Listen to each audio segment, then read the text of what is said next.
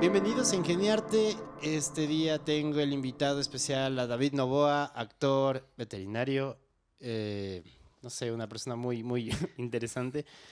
Bienvenido. Sí, mucho crédito con lo de interesante, pero bueno. Es interesante. Yo ya que tenía el chance de hablar con vos, ha sido muy bacán. Lo intentamos el año pasado, justo en pandemia, en los lives que tenía de Conversemos. Y quería repetirlo porque creo que contigo puedo hablar full cosas interesantes. Entonces, Ya, pero no me bienvenido. acuerdo de qué hablamos, así que tal vez sea difícil porque estaba metido full medicamento por el COVID. Entonces, no, Oye, ¿cómo te fue con eso, ve? Porque supe que... O sea, me enteré por la colorita que habías tenido como un proceso súper fuerte con respecto a tu familia y demás. sí, es que tuvimos una coinfección de 4 cepas. ¿Ya? Entonces nada le pudo hacer frente. Fuerte. Entonces fue un desastre, así todos en el hospital y todo. Denso. Mi Algo- hermano casi se muere y todo. Pero, ¿y cómo terminaron todos? ¿Estaban bien? Bien, nos recuperamos bien, le contagiamos a mi perro y mi perro se murió. No. Entonces esa fue como la parte fea del asunto. Ha habido cómo contagiar a los perros, cuidado. Y no todos reaccionan bien. Mi perra reaccionó muy bien, mi perro no. Qué pena. Y eso, entonces en la parte de mi familia y era como una cosa tras otra, porque apenas nos contagiamos nosotros, se contagiaron otros tíos en otros lados, entonces perdí un par de tíos también. Y Qué fue, fuerte. ajá, entonces fueron como... Recién estuve saliendo del mood COVID como en marzo. O sea, nos contagiamos a finales de diciembre. Y sí, o sea, salí del mood COVID como a finales de marzo, recién empezar a ensayar y hacer cosas y ver qué hacer. Y bueno, ¿no? Aún con efectos secundarios que han sido un montón y de largo tiempo. Entonces, ajá. Yo había escuchado algo, no es que quiera grabar la idea, pero que se reducen a 16 años de expectativa de vida, ¿no? Ah, no sé, chuta. Ajá, Gracias. Sí, perdón. No sabía eso, pero supongo porque hay... Lo que pasa es que son, dependiendo del tipo de problemas que tengas, Ya. algunos pueden ser bastante fuertes. Entonces, por ejemplo, mi mamá tuvo lo que se llama niebla del COVID, en que ella literal se perdió unos días. O sea, ella no sabía qué pasaba esos días. Era lo caso porque ella intentaba articular palabras, oraciones completas y no podía. Solo decía 3 palabras de la oración y se desesperaba porque no podía hablar. Qué fuerte. Y ella no se acuerda de eso, ¿no? Mm. Pero es así, o sea, igual ya cuando pasó el COVID, ella seguía perdida. Había veces que se saltaba una semana completa. Ella me decía, no, acabo de dejar esto ahí. Yo, no, mamá, eso hicimos hace una semana. Qué fuerte. Y mamá se perdía así. O tenía problemas de vértigo, entonces era complicado eso. De ahí la típica, perdieron el cabello todos en casa, excepto yo. Qué bueno. La rapada fue a propósito para un personaje. En- no es consecuencia del COVID, aunque parezca. En cambio, pero mi hermana sí, pues. Mi hermana que nunca había tenido el cabello corto, tenía el cabello larguísimo. De pronto le tocó cortarse porque eran mechones, así que se Qué fuerte. sacaba súper fuerte. Yo lo que tengo ahorita son problemas dentales. Yo jamás en la vida he tenido problemas con mis dientes. Soy súper sanos, jamás he sabido lo que es una caries. Y de pronto el otro día o sea, me empezó como a molestar los dientes, a doler y que yo era raro porque nunca me habían dolido en la vida. Y me fui a hacer una revisión gratuita que andaban haciendo por ahí porque estaba esperando a un amigo que salga de su consultorio. Entonces en el de al lado estaban haciendo eso y me dijo, entra. Yo, bueno. Y de pronto me encontraron la primera caries de mi vida. Una micro caries, pero me encontraron una y yo fue como, eso no es posible. Y luego el dentista de mi hermano, que mi hermano tuvo problemas de dientes, mi mamá también y todo, y el dentista les dijo que sí, que mucha gente post-COVID que tenía dentadura perfecta les tuvo que hacer endodoncias porque tenían problemas con la raíz de los dientes. Fuerte. Ajá, entonces son como varias cosas que pueden pasar y uno nunca sabe, es una lotería, la lotería post-COVID de qué te puede pasar. ¿Y cómo te sientes después de toda esa experiencia? O sea, hasta ahora, por ejemplo, ya sé que... A ver, escuchaba en un lugar donde el artista en pandemia ya de por sí fue muy, muy golpeado.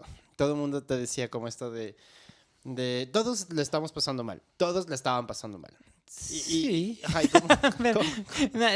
Sí, con sus diferencias, ¿no? Claro, Porque sí. ponte, yo la pasé mal en la casa de mis papás Claro, y la pasé mal por estar encerrado, pero nunca me faltó comida. exacto, Pero a muchos de mis compañeros sí. claro. Entonces no tenían ni qué comer, la pasaron re mal. Y, Entonces, ajá, no es lo entonces, mismo, claro, no es lo mismo. mucha gente dice, a mí me decían como, pero yo también lo estoy pasando mal cuando era ingeniero y le habían subido la carga horaria y le bajaban el sueldo. Es como, bacán, pero tienes trabajo, brother. Y no por hacerlos... Ajá, Entiendo. No, no, sí. No debieron subir la carga horaria y bajarles el sueldo. claro, Pero, pero pero, si yo no tenía una presentación, yo simplemente no comía. claro, Y así nos claro. pasaba a todos, de hecho. Sí, claro, es una realidad completamente distinta la que tiene una persona de otra, dentro del mismo mundo de las artes. Algunos teníamos a dónde recurrir y otros no, entonces era complicado y muchos vivieron mucho tiempo de la ayuda de otros. Entonces es lo lindo que al menos las comunidades artísticas hasta cierto punto eh, nos ayudamos unos a otros a veces. Eso fue lo que hablamos la vez pasada. Sí, Claro, ya me acordé. claro, hablamos justamente de que el grupo de actores se había juntado, empezaron a hacer cosas. ¿Cómo fue eso? ¿Cómo terminó eso? Porque, claro, creo que cada quien se fue por su lado. Terminó igual Y... que como empezó, en nada. No, No, no. no, lo que pasa es que son así los procesos, ¿cachas? Fue lindo mientras duró porque parecía que al fin iba a haber como una unión de los actores, que es una joda unir a los actores porque cada quien tira para su lado. Y como cada quien tira para su lado en el momento en que tu idea no es la idea principal, simplemente ya no quiero ser parte de esto. Entonces tuvimos mucha gente que empezó a separarse del núcleo, de la gente que estaba organizando, porque lo que esa persona pensaba no era necesariamente lo que terminaba haciéndose porque era el conglomerado de todas las ideas. Entonces la idea era unir las cosas, pero no, yo quería que se haga así por encima de los demás. Entonces mucha gente empezó a separarse por eso, de ambos lados, gente muy de... Vámonos, gente de muy de... Nosotros tenemos que vivir por nuestra propia cuenta porque nosotros somos independientes y no debemos depender del Estado, así que no hay que pedirle nada al Estado. Entonces hubo gente muy así que todo el resto de artistas le dijo, ella, espera, no es tan así la cosa, entonces me voy. Y también del otro lado, nos vamos a lo comunitario y el Estado debería decir tal cosa, pero nosotros deberíamos sustentarlo desde lo comunitario, no desde la búsqueda de capitales, abajo la economía naranja. Tampoco Ok, es así la cosa. cálmese. Vamos por un punto medio. No, tampoco, me voy. Entonces todo el mundo empezó a separarse por ese tipo de cosas. Y al final quedaba un núcleo base del que por alguna razón todavía yo era parte. Eh, Qué raro el de ahí. ajá, no, no, yo termino involucrado en cosas sin querer. Y, y en el momento en que yo me separé del asunto fue porque empezó a volverse un poco político. Como ya no estaban los puntos de vista diversos, ya solo quedaban puntos de vista un poco más comunes. Se empezó a involucrar a más gente que tenga estos puntos de vista comunes, que de hecho yo los comparto, muchos de ellos. Pero lo que se quería era como empezar a armarlo una asociación más en sentido político, lo cual no veo mal, pero hacia dónde iban era hacia el punto de las elecciones, Ok.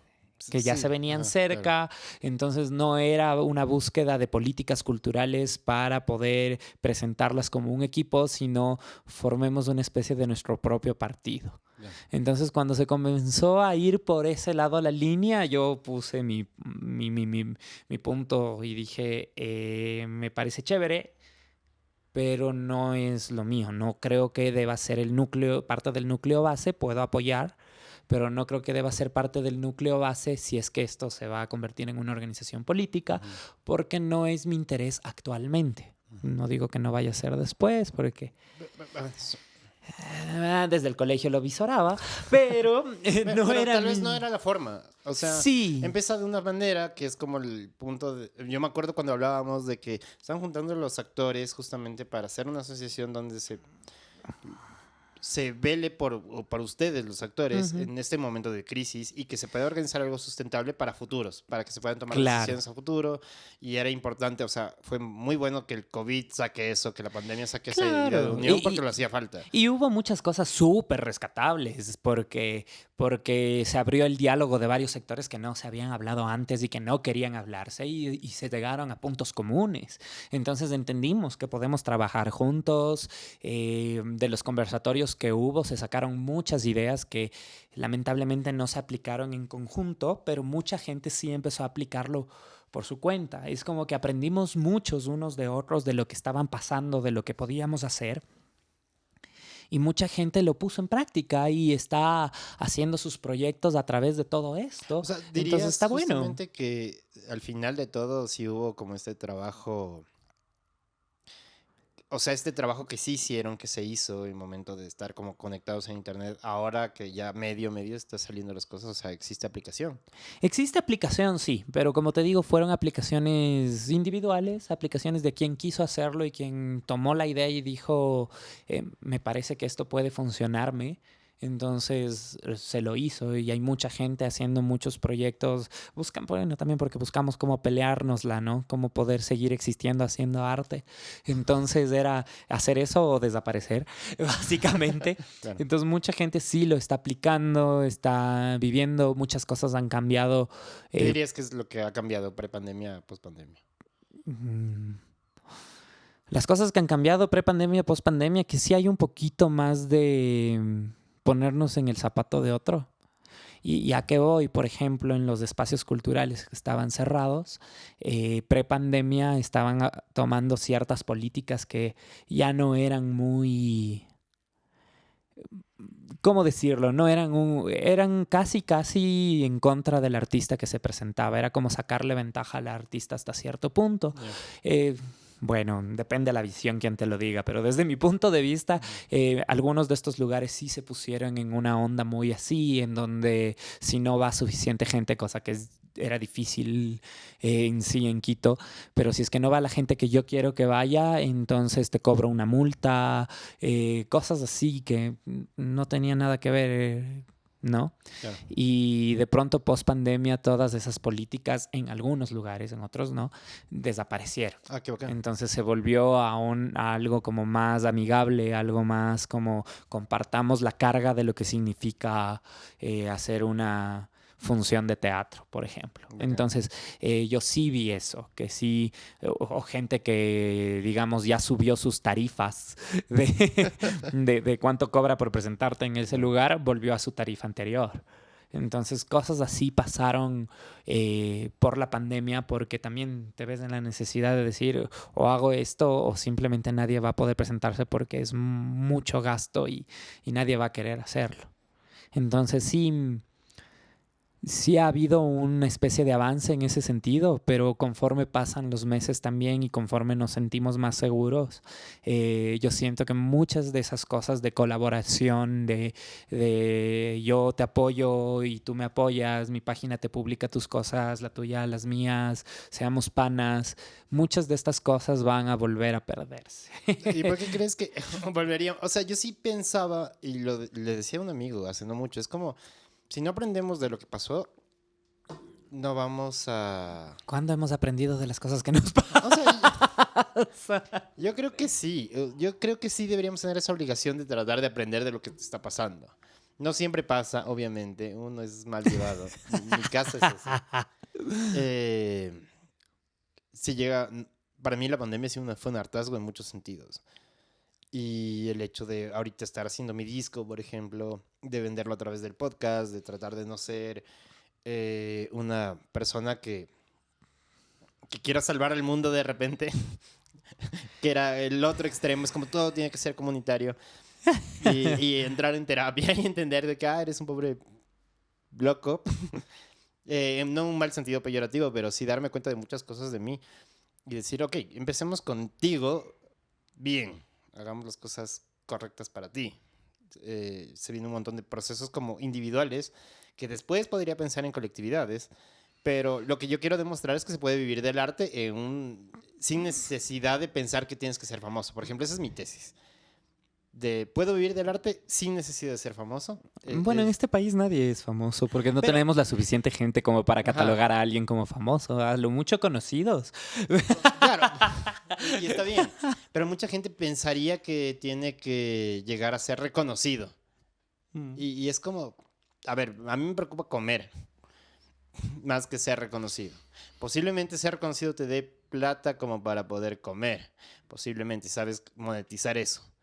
Pero no necesariamente significa que estás viviendo de tu arte. Depende, porque por ejemplo conozco mucha gente que es conocida, Ujú. pero que no gana bien, Por ejemplo. ya, que no vive bien. Ya. Y vive de como las migajas que le puede dejar el ser conocido. Dígase cosas que de hecho son muy buenas y uno no puede obtener, pero conozco a varias personas que viven de canjes. De los canjes de comida, de canjes, cosas así que le dan por sus redes sociales. Ujú. Pero muchas veces sí se vuelve unas migajas porque es poquito, porque como te dije, en nuestro país no llegas a ser famoso, entonces no puedes vivir netamente de eso, sí tienes que hacer otras cosas. Entonces a veces estás viviendo de las migajas de tu fama. Conozco gente que son muy conocidos y que capaz que tienen un canje de Coca-Cola, entonces una vez al mes les llegan 12 Coca-Colas.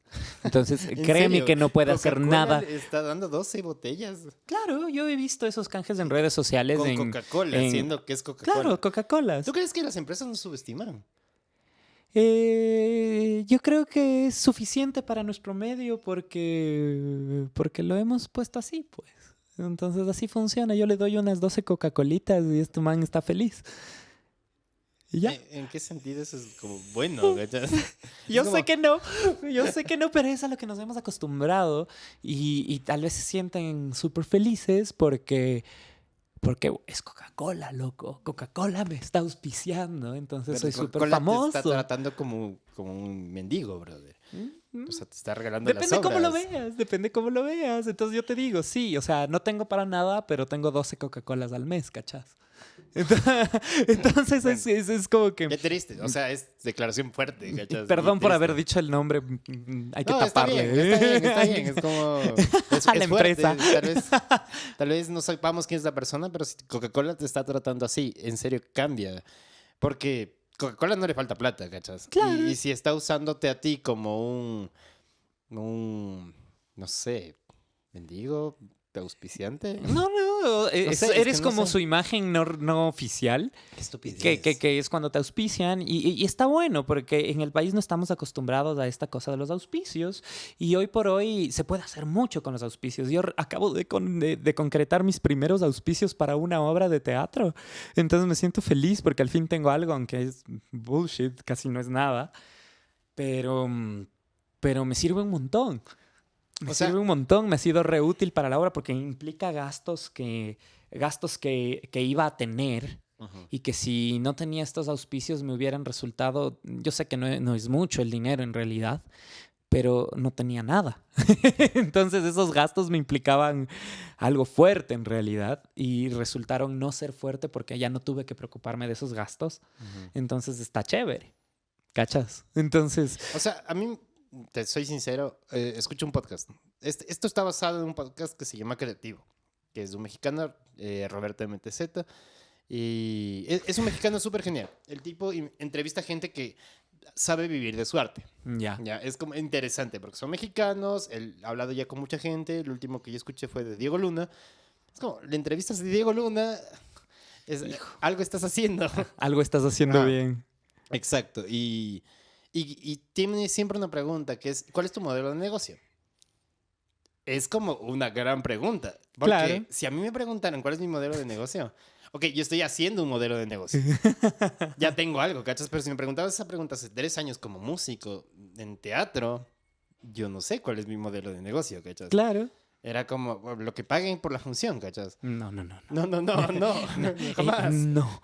Ajá. Claro, no. Yo ahora tengo igual un poco más claro lo que quiero hacer Ujú. con el teatro. El problema es que lo mío sí trabaja mucho en colectivo. ¿Por qué? Porque son muy pocas cosas las que yo puedo hacer solo. ¿Ya? Está bien que yo lo haga, o sea, sí, puedo mandarme un monólogo y qué bacán y vivir de monólogos, pero no es el tipo de historias que quiero contar a través de un monólogo, un stand-up o demás. O sea, me da terror un stand-up, aunque mi vida es un stand-up, pero me da terror hacer Claro. stand-up, por ejemplo, es otra cosa completamente diferente a lo Ujú. que yo hago. Podría mandarme un monólogo y vivir de mi monólogo y viajar por ahí, pero eso no me ayuda a tener el tipo de historias que me gustaría contar. Ujú. Entonces lo que yo hago viene desde la colectividad. Y si no encuentro un equipo que quiera trabajar de la misma manera y que vea un modelo de negocio en lo que estás haciendo, es complicado. Porque hay en las artes escénicas al menos, tienes los dos extremos. O sea, no hay nada intermedio. Tienes gente que no, es que el arte es para vivir de lo que es presentar lo que quieres decir y es eso lo que nos importa y pa. Y sí, o sea, a mí muy difícilmente me involucro en un proyecto que no diga algo que yo quiero decir. O Ujú. sea, no me involucro en un proyecto porque me pagan bien. A veces no, si es que no dice algo que a mí me interesa. Si no es una obra que de alguna manera va a removerle a alguien algo, no me meto. Ujú. Así de simple, solo digo, ya no, antes sí era, sí a todo, ya, Y, por pero ejemplo, en este momento, tú dirías que no, porque necesitas como ya estás en una edad, un momento, un tiempo, de ya no meterte en cualquier obra, o que en serio se vuelva como una máxima el decir, necesito estar en algo que me haga sentir a mí creo desde que es el... más lo segundo, porque ya no es como una posición de ya no me meto en cualquier obra, no, porque no me importa con quién trabaje mientras trabajemos bien. Ujú. Em, Más es, necesito yo expresarme de alguna manera y si no me dan a mí no voy a llenar al público porque no voy a hacerlo con todas las ganas que podría hacerlo. Ujú. Entonces no va a ser mi mejor trabajo. Ya. Entonces yo no me merezco y no se merece a gente que yo dé un trabajo mediocre. Claro, Entonces claro. necesito hacer algo en lo que crea. Ujú. Entonces siempre busco encontrar la razón del qué. Por ejemplo, ahorita me estoy involucrando en una obra que cuando la leí no tenía mucho que decir. Ujú. Entonces yo estaba pensando en decirle no, pero creativamente, desde el punto de vista de la creación del personaje y de lo que se puede plantear, me parece muy rico lo que puedo hacer con ese personaje.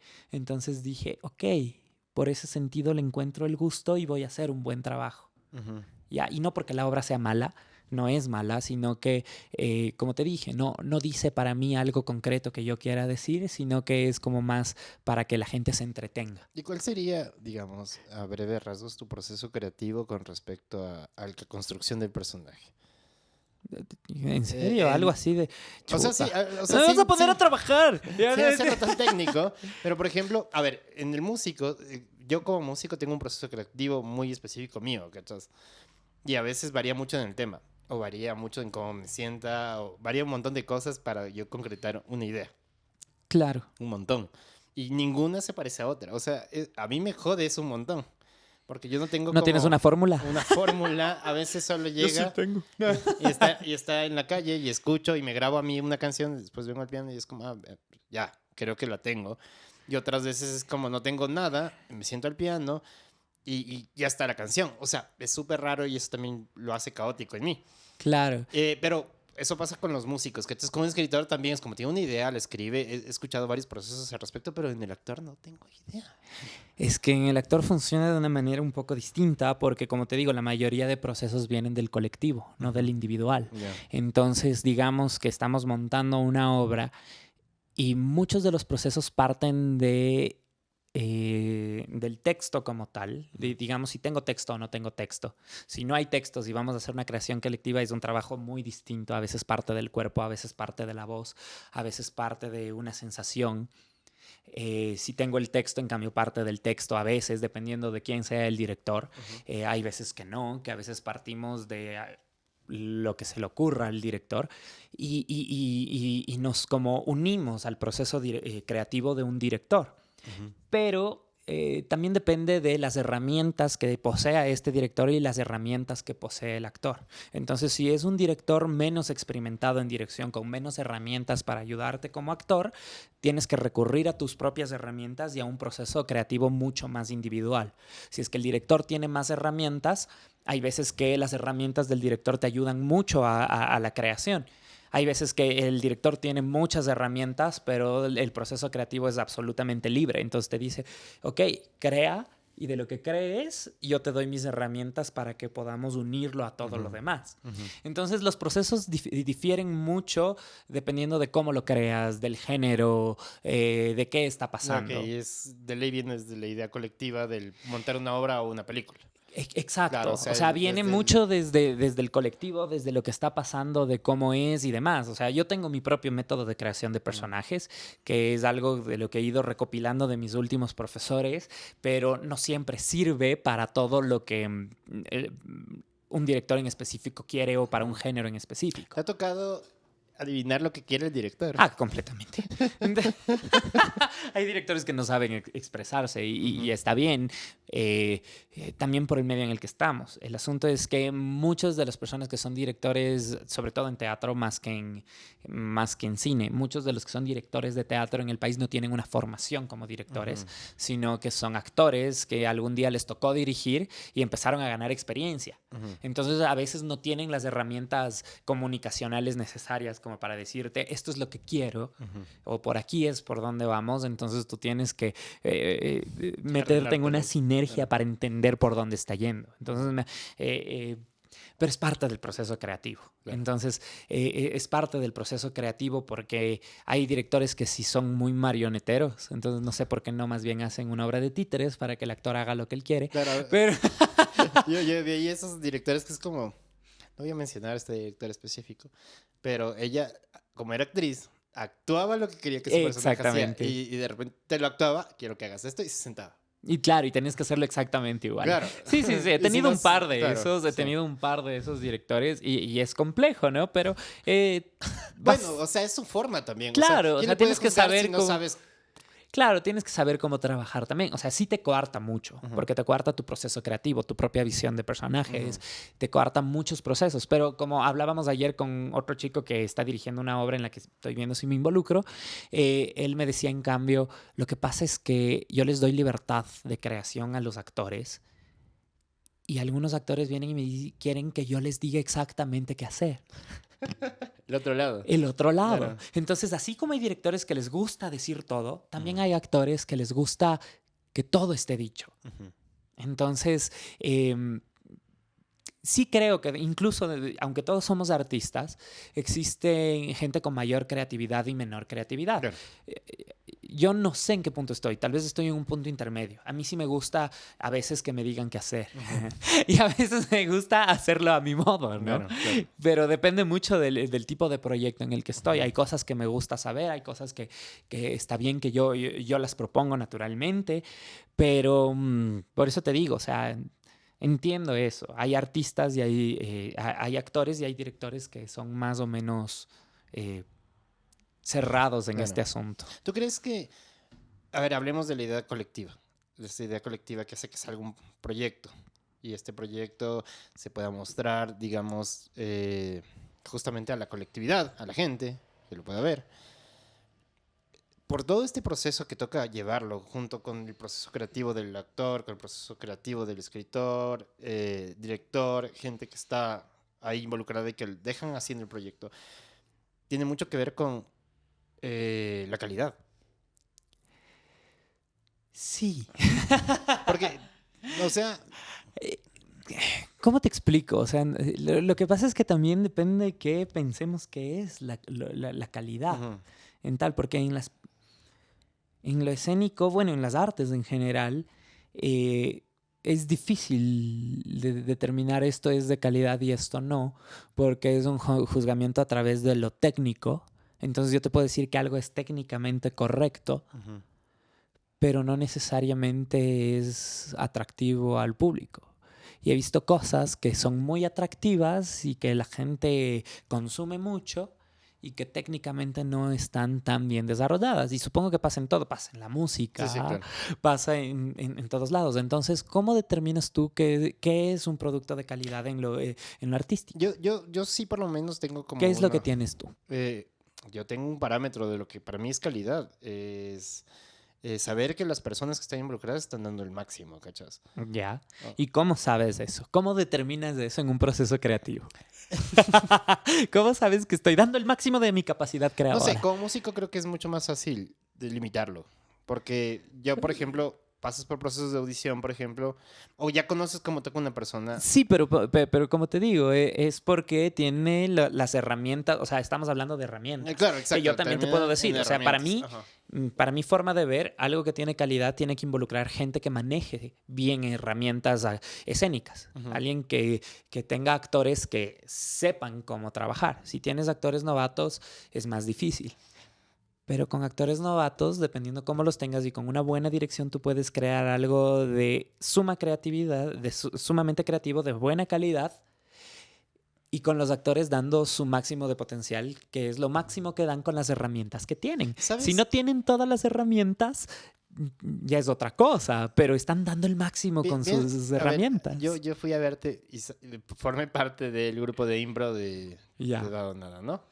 Y era interesante porque de una manera muy subjetiva, ¿sabías quién daba más, quién daba menos?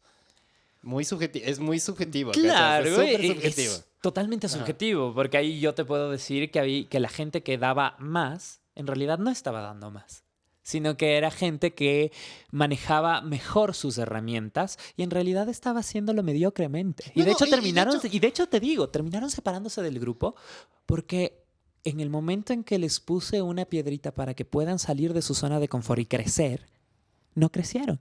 Sí, yo de En hecho cambio, los no otros, lo iba a pensar como desde el hecho en de la cambio, los herramienta. otros, los que no tenían tal vez las herramientas y han tenido un proceso en donde han ido aumentando el nivel de herramientas y tú les ves jugar de otra forma y yo más bien ahí entiendo que su proceso creativo fue mejor o de mayor calidad porque se arriesgaron a hacer cosas que los otros no. Entonces, por eso te digo, Yo para mí justamente es muy, como- muy subjetivo, es- muy subjetivo lo que me acabas de De decir. hecho, yo lo estaba viendo desde el lado más subjetivo. Es como, había gente que sabía saber sus herramientas justamente y usaba las herramientas y no se esforzaba. ¿Me explico? Es porque ya sé que esto funciona. Entonces lo Claro. hago. Y entonces había gente, me acuerdo en el grupo de impro, que no sabía qué hacer, que todo el tiempo tenía que salirse de la zona de confort, que daban todo, porque era eso o no hacer nada. Claro. Entonces te dabas cuenta de eso. O sea, Claro. yo no pienso que... Pero, por ejemplo, al público le encantaba lo que hacían los que hacían mediocremente. ¿Por qué? Porque lo hacían bien. Porque aunque era mediocre, interesante, claro. sí. era chévere de ver. Y es lo que pasa en el público en general. O sea, ¿por qué tienen tanto pegue los programas de televisión que vemos día a día en la televisión? Ujú. Son Bueno, unas cosas sí, mal bueno. hechas, sin actores, bajísimos procesos de producción. O sea, es una producción bien mediocre. O sea, en todos los niveles donde pueden fallar, fallan. Y sin embargo, tienen unas audiencias que yo jamás en la vida he tenido. Bueno, ¿Cachas? pero también es el medio. O sea, es la forma. Es el medio, Ajá, es la el medio. forma. O sea, es como si ellos hicieran algo que uno creería de máxima calidad. O Pero sea, no solo eso, ponte, no recién, digamos, el año pasado tuve el chance de estar en un show de stand-up, donde trajeron a una stand-upera de lujo de Ya. México, maravillosa, wow, es lo máximo esta man. Y cuando llegó, hubo una chica de aquí de Quito que le abrió, y todo lo que dijo la chica de Quito me pareció tan ¿cómo se llama espectacular. la chica de Quito? Perdón. Siempre se me van los nombres, soy malísimo para los nombres, Bien. pero seas quien seas, Belén algo es. Belén, eres lo máximo y quiero verte actuar de nuevo y Y quiero sería- verte hacer tu performance como, porque sé que también es actriz, entonces quisiera verla actuar para ver cómo lo hace, porque el stand-up fue genial. Entonces para mí fue maravilloso. Y de pronto viene el show principal de la noche, Ujú. la stand-upera traída de México, y solo fue un vacío así en lo creativo, en el manejo del escenario. Pero la man tiene un pegue a nivel internacional, ¿cachas? Ya. Y es por los temas que utiliza, ponte. O sea, hasta cierto punto le entiendo y es lo que discutíamos con la persona que fui a ver, que era un amigo del colegio, Ya. que decía, sí, estuvo chévere, pero tienes razón. O sea, la Belén fue maravillosa, pero ella no estuvo mal. Y digo, o sea, sí, no estuvo mal, pero desde la temática que utilizó, es como comedia 1.0. Lo que haces cuando no sabes qué hacer, no sabes qué tema tocar y te dan el chance por primera vez. es lo que nos pasaba mucho en el impro. No sé si te acuerdas tú cuáles son los temas que la gente siempre escribe cuando por primera vez va a un show de impro. Claro, todo tiene que ser escatológico. Todo es escatológico. Me quedé sin papel en el baño. Claro. Todos. Son como 5 veces que nos escriben eso cada noche, ¿no? Me gustaría que expliques un poquito en qué consiste el impro. Bueno, el show de impro es básicamente hacer escenas improvisadas, es decir, en el momento con los temas que el público ese rato escribe en unos papelitos. Entonces el público como que se ve forzado a ser creativo y lo primero que sale son caca, culo, sexo, pedo, drogas. Entonces, en ese orden. En ese orden. Entonces, todo lo que a veces recibimos es eso, ¿no? Son como 5 papelitos que dicen me quedé sin papel en la parada del bus, me quedé sin papel en el baño de mis suegros, me quedé sin papel en el baño público. Entonces, esas son las 3 cosas que siempre hacemos cada noche porque el público lo pide. Pero es... y no está mal, o sea, no digo que esté mal en sí. No. Porque es lo primero que sale, es nuestro cerebro animal activándose y dando esto. Pero ¿te parece gracioso? O sea, es claro, como... y resulta gracioso porque a todo el mundo le resulta gracioso estas situaciones. Pero, loco, era una artista de talla internacional que por primera vez venía a Ecuador. Es la mejor estandapera de México. Y de pronto que venga a hablarme de drogas, sexo, y que se le acabó papel en el baño. Chuta, claro. Entonces para mí fue como un wow. Y que el stand-upera local, en cambio, me habló de situaciones del cotidiano, me habló de lo que significa ser una madre soltera, me habló de el solazo que toca caminar, del cambio entre ser una niña a ser mujer. Entonces, era un despertar, claro, era un contenido maravilloso que seguía siendo comedia pura y dura. Pero era otro contenido, era una cosa maravillosa. Y tal vez lo que me puse a pensar fue, bueno, es la primera vez que está en Ecuador, no sabe de nosotros, no sabe de nuestra cultura, no sabe nuestras cosas. Entonces, lo que sabía que iba a pegar era precisamente lo más animal. Entonces eso, pero de pronto... es eso, es como, yo creo, y he visto muchos de los stand-uperos que ya tienen como una rutina. Claro. Entonces vas diciéndole en los países de gira, y me imagino que una persona que conoce México y que conoce Latinoamérica sabe que esas cosas funcionan en cualquier lado de Latinoamérica. Pero de pronto me puse a revisar al fin qué es lo que había hecho online. Y toda su carrera está basada a punta de caca, sexo y drogas. Entonces fue como abrir los ojos también. No una decepción, sino un abrir los ojos y decir, o sea, esto pega. En realidad eso pega y pega mucho y te puedes hacer genial. Los estandaperos acá también, los más conocidos son los que pasan hablando puro malas palabras. Porque qué chistoso, el man dijo... Claro. De hecho, en el podcast de Jordan, ¿has escuchado el podcast de Jordan y Dilemas, Ideas y Vidas? No, todo bien. Le invitaron al Ave Jaramillo. y el Ave cuenta, ¿no? Que hubo un ratito donde la Juana Guarderas le corrige el decir verga todo el tiempo por otra palabra. Y cuando decía verga, pegaba más. No sé, o sea, te recomiendo que lo escuches. Es Ideas, Dilemas y Vidas de Jordan. Sí, es totalmente. Pero, entonces, por ejemplo, a mí me parece algo sucio. Pero, o sea, le corrige. Y no sucio porque sean malas palabras, sino sucio porque es como... hacerlo fácil. A mí me parece mediocre. Digo, pero, el recurso desde una idea de dirección es como, esto ya de por sí es gracioso. Yo creo que el Ave sí es gracioso, no necesariamente hablando malas palabras. Esa es mi opinión. Sí, yo también creo que el Ave es súper gracioso sin hablar malas palabras. Claro, ajá. Entonces yo creo que no es necesario entrar en recurso básico para hacernos reír. Yo pienso que la televisión durante muchísimo tiempo, décadas, nos empezó a dar un montón de mierda, perdón la expresión, pero sí, de la cual nos acostumbramos.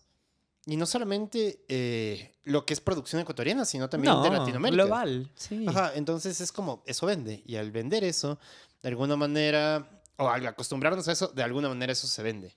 Y la gente espera eso. Claro. Y es triste. Pero creo que también la obligación del artista es, oye, está bien que te rías de eso, pero esto es lo que te muestro, ¿cachas? Claro. O sea, tengo otras cosas. Es que eso se traduce a muchas cosas. Lo último que fui a ver, por ejemplo, al microteatro, una obra de microteatro, de pronto estaba tan direccionada a explotar esto que, por ejemplo, habían cosas muy marcadas que ya no eran graciosas. Yeah. Digamos, alguien decía espectáculo y de pronto justo se trababa en el espectáculo para que sale... Claro, entonces Claro, era tan claro. así mal hecho Ya, claro. Básico. que rayaba en lo vulgar. Porque lo vulgar no es aquello que está lleno de malas palabras. Yo puedo... de hecho, tengo un monólogo que se supone que iba a presentar hace 2 años, que ya no sé cuándo se presentará, que es sobre un cuento... Yeah. que en el tiempo en el que se escribió pudo haberse catalogado como vulgar por el tipo de expresiones que tiene y por lo que dice. Ya, es súper transgresor. Yeah. ¿De qué obra estamos hablando? Es un... Bueno, ahorita le hicieron... Bueno, es que no quiero adelantar No, okay, porque me van a okay. robar la idea. No me pueden robar la idea. Pero es un cuento. Es un cuento muy lindo que se llama Angelote, amor mío. Yeah. Que de hecho le hicieron una obra de danza sin permiso del autor. Y el Ok, autor estaba fuerte. muy enojado. Claro. ¿El autor es ecuatoriano? El autor es ecuatoriano. Ya. Y el autor... estamos trabajando con él para hacer qué el bueno, monólogo. Qué hermoso. Oye, tienen que sacarlo. O sea, tienen que sacarlo. Hay que sacarlo. Sí. Y sí, estamos con él hablando desde hace 2 años para hacer este monólogo, sino que primero estábamos buscando recursos y no había. Ahora ya vamos a ver si es que hay. Y segundo, pandemia. Entonces todo se fue al carajo. Claro, sí. Pero... Claro, entonces incluso ocupa cosas que son muy fuertes que podrían habérselo catalogado en su tiempo como algo vulgar. Yeah. ¿De qué tiempo estamos hablando? Esto fue en los 80, cuando él escribió y ganó el concurso como mejor cuento latinoamericano en México. Ay, qué lindo. Claro, él ni siquiera sabía y él nos contaba esta historia, que a él estaba en una reunión, justamente en un congreso de escritores que hubo aquí en Ecuador, estaba en Cuenca, imagínate, Cuenca. Y de pronto se entera él así por correo que ganó y se enteran en ese lugar que era un ecuatoriano y que estaba ahí el que ganó. Qué hermoso. Entonces le dicen que claro y que lea su cuento. Y él sale a leer Angelote, amor mío, con todo el... Porque Angelote, amor mío, habla de un... Es básicamente un hombre homosexual Yeah. que está después del velorio de su amante. Qué fuerte. Que Eso en los 80 en lo- debió haber sido ajá. como transgresor Y en todo Cuenca, sentido, y claro. en Cuenca, ya. Que se supone que era uno de los hombres, su amante era uno de los hombres más adinerados de la ciudad de Quito. Yeah. Y nadie sabía que era Qué gay. fuerte. Claro. ¿Y cómo le dice? Porque hay una parte en donde literalmente le dice... Aparte en es el que- momento, o sea, estoy poniendo el contexto. Es Claro, como- no, pero hasta claro, ahora. ajá. Es que el texto, cómo lo dice, hasta ahora es súper transgresor. Oh, por Entonces Dios. hay un momento en donde él literalmente le dice, te moriste como tenías que hacerlo, intentando chuparle la Ya. verga Claro. a un adolescente en un cine. Ok, es retransgresor. Claro, Está lindo, entonces como para- habla de un montón de cosas de la Claro. sociedad solapada, de la sociedad curuchupa Ok. de Quito. Entonces es una cosa que hoy por hoy me da miedito tratar de hacerlo. Pero Ya. creo que es necesario. ¿cachas? Claro, y te digo, y tiene palabrotas Ya. en ciertos momentos, ¿ya? Pero no es vulgar si no lo manejas de una manera vulgar. Si tú lo manejas de una manera vulgar como espectáculo, ja, ja, Claro. tú es que vulgar. tomas- Claro. Ordinario. Es ordinario. Ordinario. Ajá. Exacto. Sí, porque creo Entonces- que la vulgaridad también tiene su gracia. Pero si es ordinario, Sí, creo que es de eso. Tal vez Ajá. es de eso, la terminología adecuada. Entonces, por eso te digo, no me molesta que tenga malas palabras, no me molesta que hable de sexo. Me molesta que sea lo único que se toque y que ese sea el enfoque, cuando hay cosas de fondo. Claro. Entonces, por ejemplo, el Angelote, amor mío, habla hasta de las mujeres que abortan en la ciudad de Quito. fuerte, O sea, habla de un los montón de 80, cosas increíble, súper qué densas. lindo. ¿Y en Cuenca y cómo le fue? No, claro, todo el mundo terminó verde, casi terminó linchado, así no sabían qué hacer, él solo se retiró. Pero imagínate, entonces es una historia muy linda, es una historia muy fuerte y como se está planteada puede ser muy transgresora. Entonces, hacer un monólogo así, incluso para mí, ponte, para mí va a ser un choque durísimo hacerlo. Por eso quiero que salga. Esperemos que salga en algún momento. Esto es como uno de los trabajos más esperados que tengo para mí. También porque temo mucho a los monólogos y este sería Muy lindo. Bacán. Bacán. Ver, ¿sabes qué? Hagamos un paréntesis y seguimos la siguiente parte. Pero justamente quiero preguntarte de tus proyectos, lo que vas a hacer. Entonces ahorita es más por una cuestión de espacio que tengo que Va, esperar. de Y una. seguimos. Volvimos y ahorita justo te iba a preguntar, ¿en qué andas metido? En tu casa. No, no. Tú ver. Culo. No, en el no. ¿Qué nomás estoy? ¿Qué estás Bueno, haciendo, David? bueno, estoy en algunos proyectos escénicos como tal, más que no he hecho mucho audiovisual porque no es lo que me gusta hacer y porque nadie me contrata. Pero no. ¿No te gusta ser visual? No me gusta tanto como lo escénico. Ya. Sí me gusta lo audiovisual, pero no me gusta tanto como lo escénico y no lo persigo con tanto. Hablemos que el modelo, por lo menos a los actores les pagan en el escénico, en el No hay audiovisual. ninguno de los dos. Pero hay más. No, o sea, lo que paga como actor es hacer comerciales si es que eres medio pinta. Y los comerciales vienen del audiovisual, ¿no? Sí, pero no necesitas ser actor para estar en un comercial. Entonces no haces nada relacionado con lo actoral directamente. ¿Pasa en todas productoras? ¿O hay productoras que sí llaman actores para comerciales? Te llaman, todas las productoras te llaman como actor a un comercial cuando necesitan hacer cosas específicas que saben que alguien de la calle, un modelo, no va a poder hacerlo Ya. necesariamente. Cuando tiene mucho texto, cuando tienes que hablar directamente a cámara Ok. o cuando tienes que hacer algo emotivo, algo que sea como emocional, Ujú. ahí buscan actores. Ya. O por ejemplo, alguna vez que tuve que hacer 5 personajes Ok. en un solo comercial. Ahí Ok. buscan actores y normalmente el presupuesto es más elevado porque es una habilidad especial. Entonces, Claro, ajá, sí. claro, es una habilidad especial, entonces el presupuesto es mayor si es que estás buscando a un actor como tal. Ya. ¿Ya? Entonces sí hay estos trabajitos y ahí es una dicha porque pagan más. Pero de ahí uno vive de la imagen. Claro. Entonces, entonces sí, es como... en realidad nada de lo que hagas actoralmente actualmente paga de por sí. Ya. Sí, porque incluso yo tuve como la dicha de estar involucrado en varios proyectos que sí pagaban bien. Ponte. Estuve en 2 obras de teatro donde me pagaron $1,500 por la obra completa, por la semana, era solo una semana de funciones y 2 meses y medio de ensayos. Ok. Y me pagaron por eso $1,500, que si ya le pones el asunto de que te están pagando por los ensayos de 2 meses y medio, ya no suena a tanto, pero es lo más que he ganado en una obra de teatro, porque normalmente en obras de teatro tú ganas la taquilla. Entonces trabajas la taquilla y ganas lo que la idea es conseguir la mayor cantidad de público para poder sacar algo medianamente bueno que te pague esas semanitas de funciones y los ensayos fueron Siendo muy honestos, un trabajo aparte. Claro, cuando tú trabajas en teatro, montas una obra, puedes vivir de eso. Una obra no. Ya. Por ejemplo, a mí me ha ido bien, pero ¿por qué? Porque siempre estoy como en varios proyectos a la vez. Entonces tú jamás me vas a ver en menos de 4 proyectos al mismo tiempo. Ya. Entonces eso sí me paga lo suficiente como para poder vivir aparte y solo, pero no lo hago porque es más cómodo vivir de mis padres. Entonces, No, está bien que lo reconozcas. bueno, al menos pre-pandemia. Ahorita en pandemia ya no, realmente no hay otra más que vivir con esos y de ellos. Claro, claro. Y eso siendo tú. Claro, O sea, volvimos a lo del comienzo, que claro, toca vivir solo y toca comprar tu comida. claro, es otra cosa, ¿no? Claro. Pero podría hacerlo si es que estoy involucrado en mi grupo normal de proyectos. Ujú. Y a eso sumarle 1 o 2 comerciales cada mes, cada 3 meses. Antes hacía 3 comerciales al mes, ponte. Entonces, Pero bajó la claro. producción audiovisual desde el terremoto de Manta, Ujú. de Manabí. Sí. Ahí bajó la producción audiovisual porque el que más compraba comerciales era el gobierno. Mm. Entonces, cuando hubo esto, los recursos tuvieron que ir para otra cosa, entonces se dejó de hacer muchos comerciales en el país.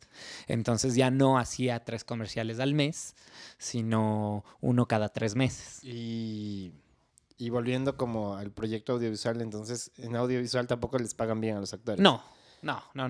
La mayoría de proyectos audiovisuales son igual que una obra de teatro. Te dicen, te puedo pagar tanto por día, a veces, en el mejor de los casos.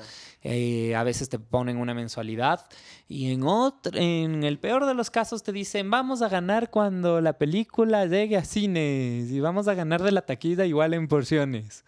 Así es el cine nacional. Ajá. Qué triste, Entonces, ¿no? entonces no es que se gane mucho en el cine nacional como tal.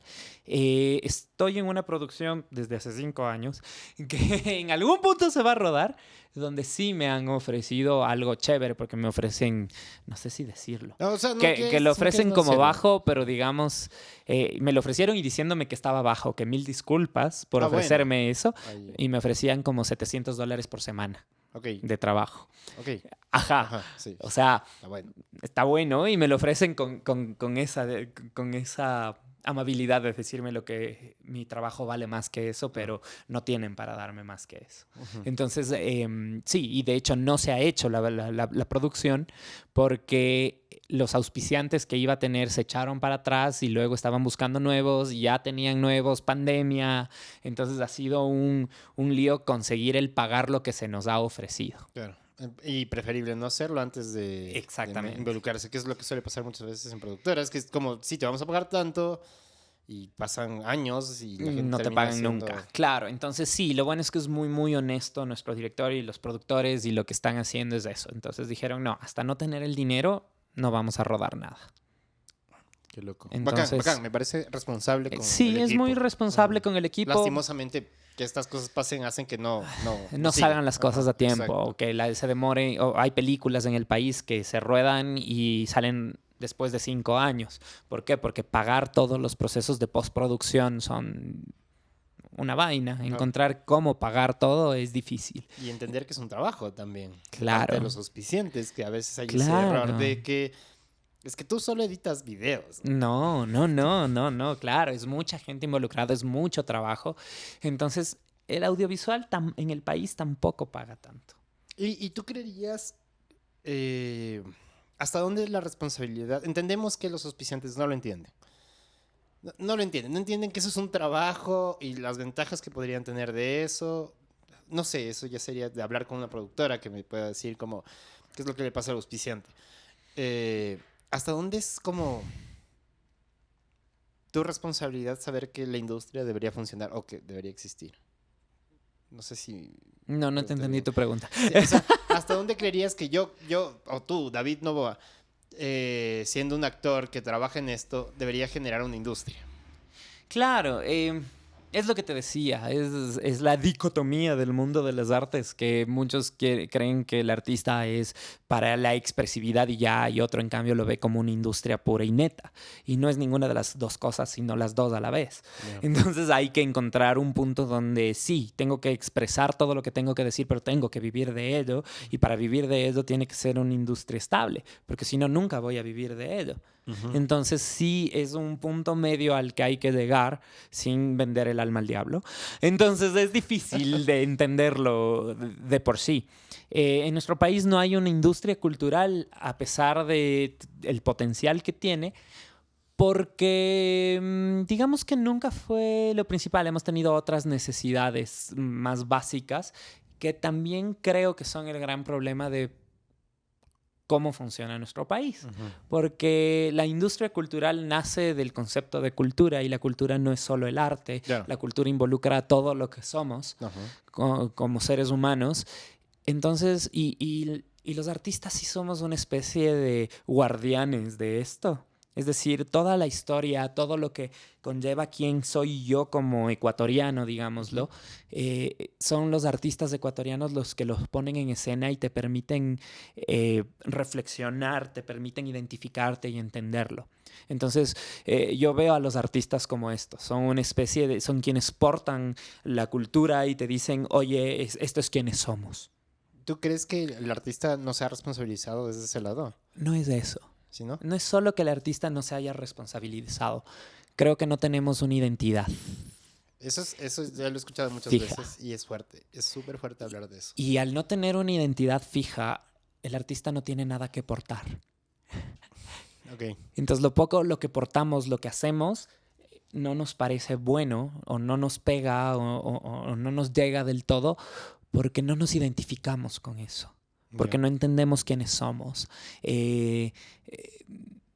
Imagínate que tuvo que ser el anterior gobierno, bueno, varios atrás, donde tengamos que hacer propaganda para decir primero Ecuador, primero lo hecho acá.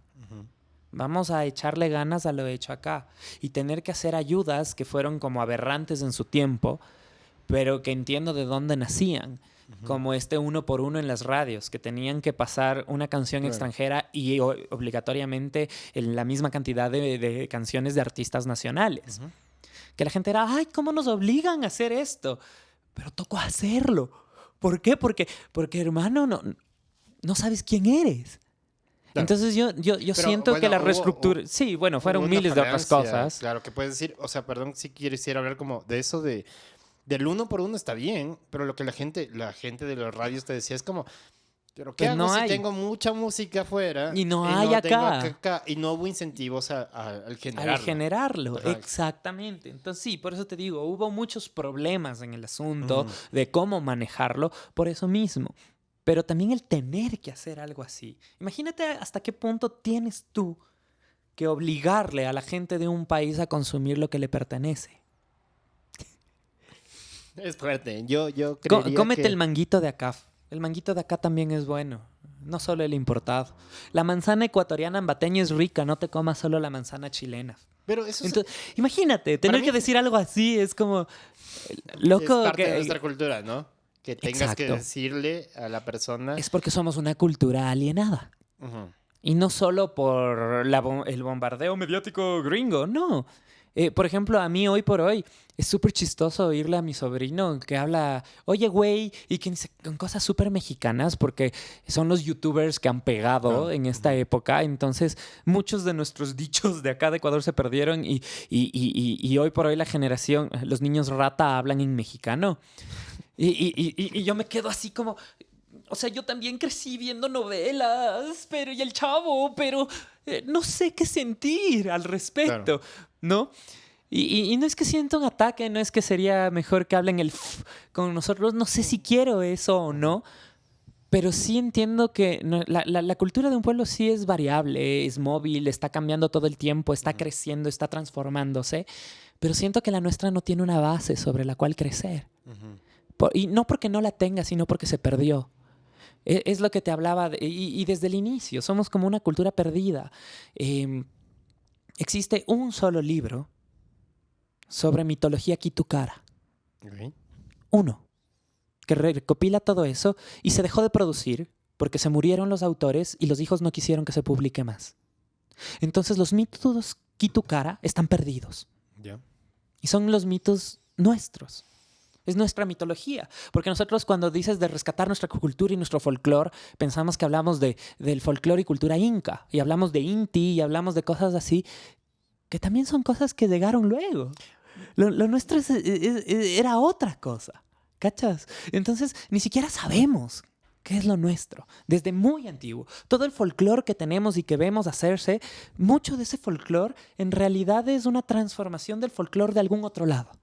Que tampoco lo considero malo, porque somos una cultura mestiza.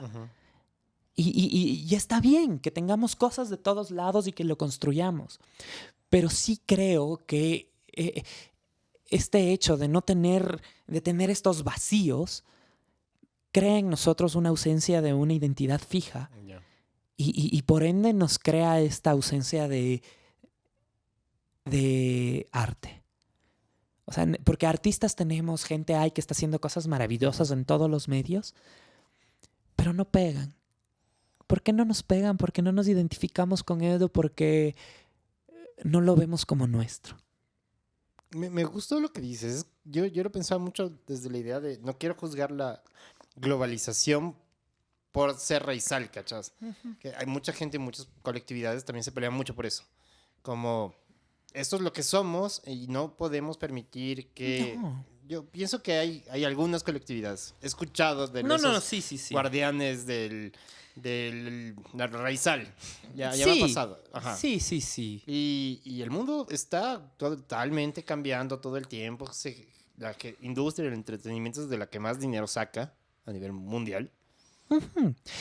Pero como te decía, o sea, sí, para mí los artistas son los guardianes de la cultura, pero la cultura se transforma. Pero la cultura se transforma, justamente. Entonces, claro, entonces no podemos, o sea, no podemos seguir pidiendo las mismas cosas. O sea, yo entiendo que en los fondos concursables del país, digamos, Justo quiero tomar vaya a ese lo tema. cultural. Ajá. Y claro, en los fondos concursables del país tienes que tener algo que sea autóctono, siempre.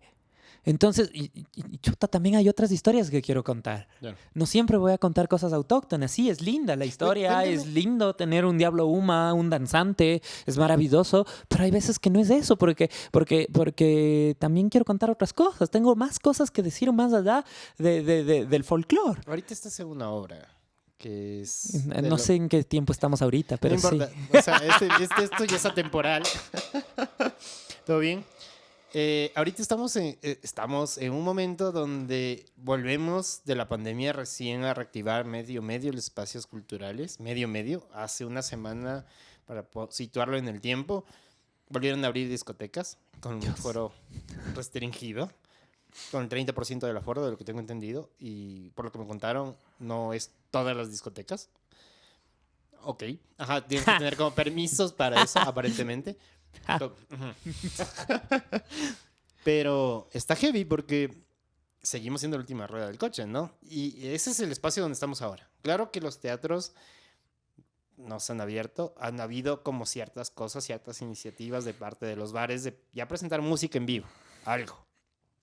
Ha habido espacios con límite de aforo. ¿Y qué más ha habido? Nada, iniciativas como privadas, cacho yo. El gobierno pasado no sirve para nada. O sea, en muchísimos sentidos no generó políticas, no cumplió políticas. Eso nos queda claro. Y este gobierno está incentivando ciertas políticas de dar recursos hacia la cultura. Y sí, y justamente voy a hablar de eso. Es como estamos ahorita en un punto donde decidieron juntar el grupo de trabajo de Adam Nada y presentar una obra en el patio de comedia, si no tengo entendido. Entonces, ¿de qué va la obra? Cuéntame un poco de esa obra que me da mucho. Bueno, estamos presentando ahora, estamos en el patio de comedias, pero no sé cuándo se va a transmitir esto, entonces vamos a estar en varios lugares en realidad, Claro. en varios lugares de la ciudad, y la idea es moverla mucho por la temática que tiene. Esta obra se llama Knock Knock Ya Voy, que fue un nombre súper popular que le pusimos para que pegue, porque el nombre original de la obra es 300 millones, ¿Ya? que no te dice mucho. Es de Roberto Arlt, un escritor muy prolífico argentino. No. Y lo interesante de la obra es que él habla de temas que son como atemporales. Justamente esto saldrá temporalmente. Espero que no se queden solo en esa obra y quien la haya visto, hermoso. Quien está escuchando el podcast y lo está escuchando en el 2032, puede decir como, este man presentó Knock Knock. Entonces, como... Claro, es que es una temática súper atemporal de la obra en sí también. Básicamente estamos metidos en los sueños de Sofía, una migrante que trabaja como empleada doméstica. ¿Ya? Y que al final de la noche ella va a decidir suicidarse. Ok, ya me diste spoiler. No, porque eso está en la sinopsis. Ya. Ok. La idea es que vayan sabiendo que ella se suicida, Ya. pero no sabes el por qué. Interesante.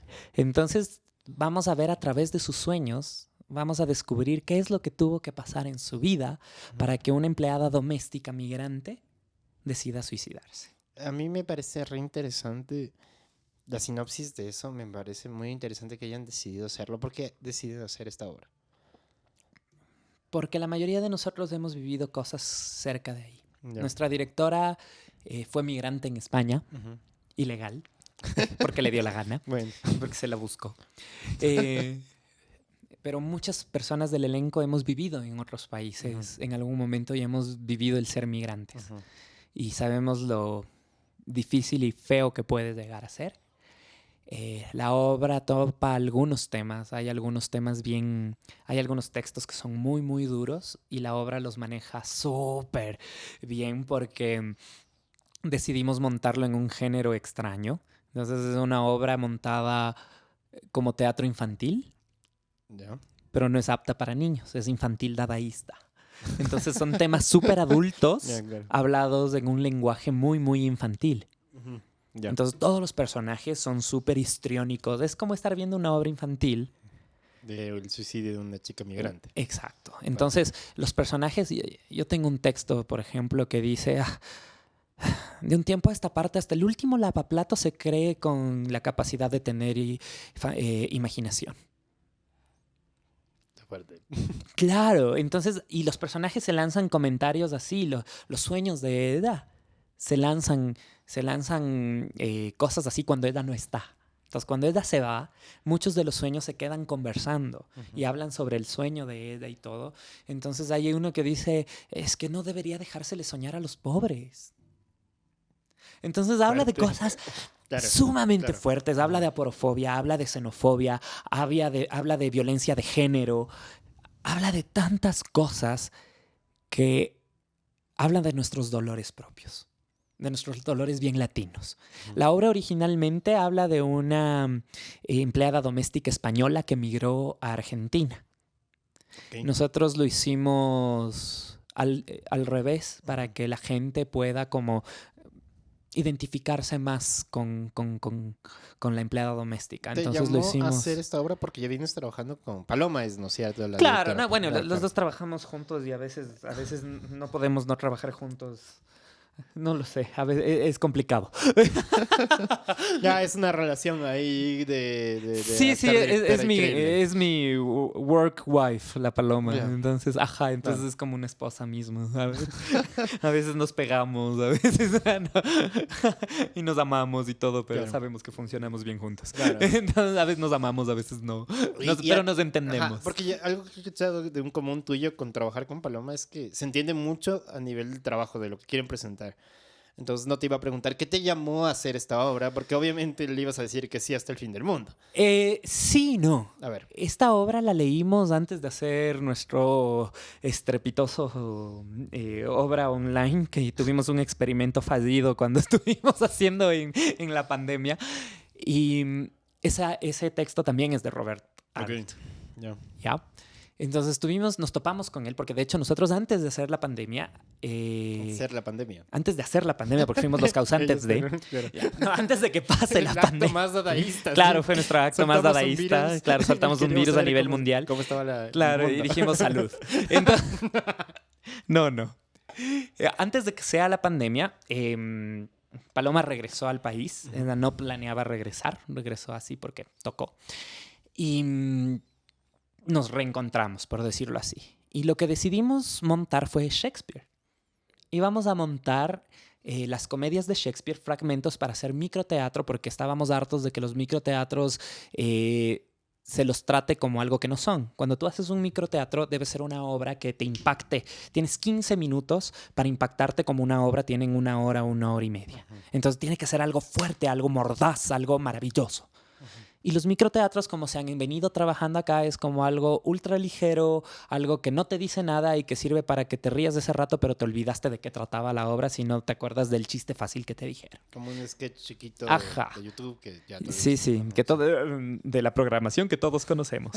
Pero bueno, entonces... Sí, a lo largo... ¿Te acuerdas los que te impactaron? Claro. Ajá, sí. Entonces dijimos, ya sé. Dijo Paloma, ya sé. Hagamos micros de Shakespeare. Y veamos cómo es una buena obra montada en un microteatro. Entonces, claro, seleccionamos, ya teníamos todo listo y de pronto, pandemia.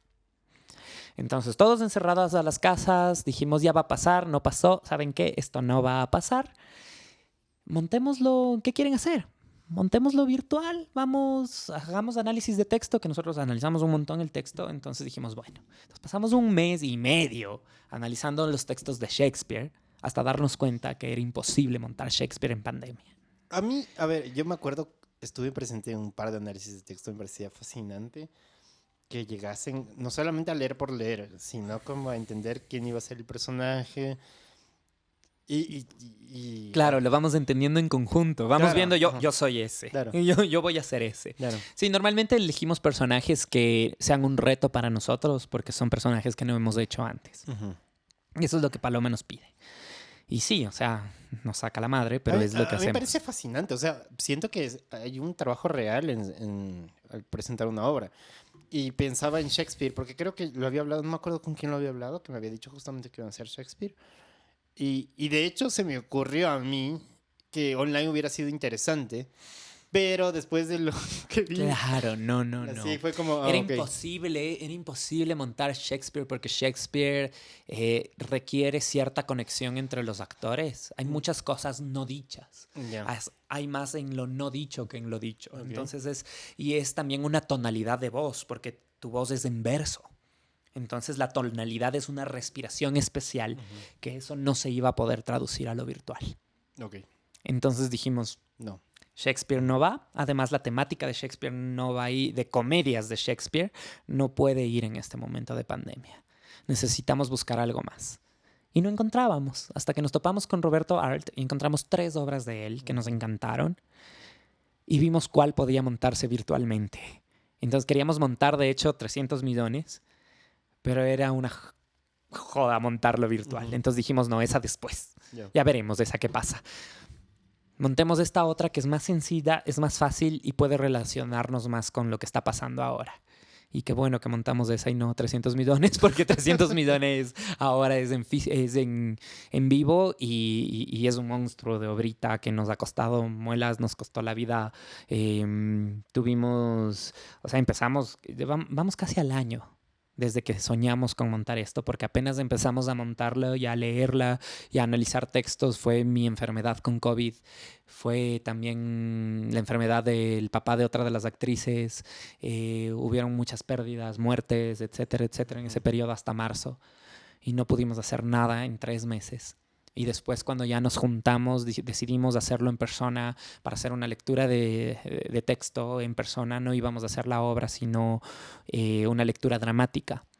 Ok. Y haciendo la lectura dramática, el ensayo de la lectura dramática, nos picó el bichito de no, esta cosa tiene que vivir.